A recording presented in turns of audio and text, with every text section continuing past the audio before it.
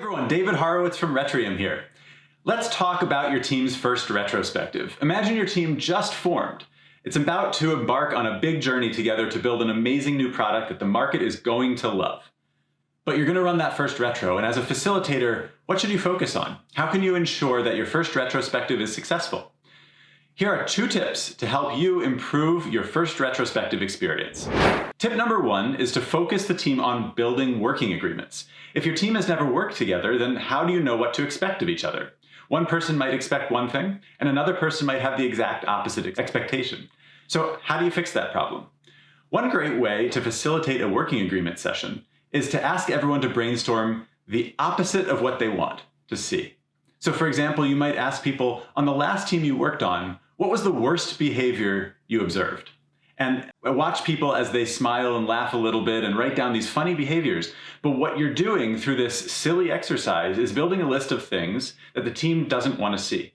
And you might surface through that conversation some disagreement. Some people might find a behavior appealing while others find it unappealing. But that's the type of conversation you need. Hopefully at the end of that facilitated experience, you have an initial working agreement. Keep in mind it's a living document. This is not something that's set in stone, and you can reflect on it as time goes on.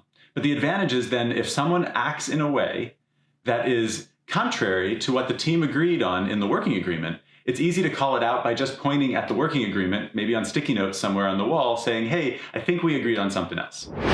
Working agreements are a great first way to run a retrospective. What's the other one? The other one is to run a futurespective. A futurespective, if you haven't heard of it before, looks forward in time to imagine a better day somewhere down the line, maybe in 6 months when you release your product into the wild and it's wildly successful.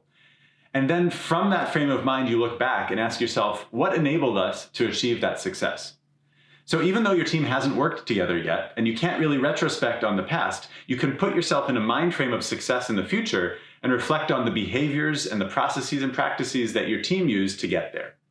Either one of those are exceptional ways to run your first retrospective, and I actually encourage you to run either of those before your team ever has a chance to write a line of code. Before your first sprint, run one of those retrospectives. It will do you wonders in making sure your team's productive going forward.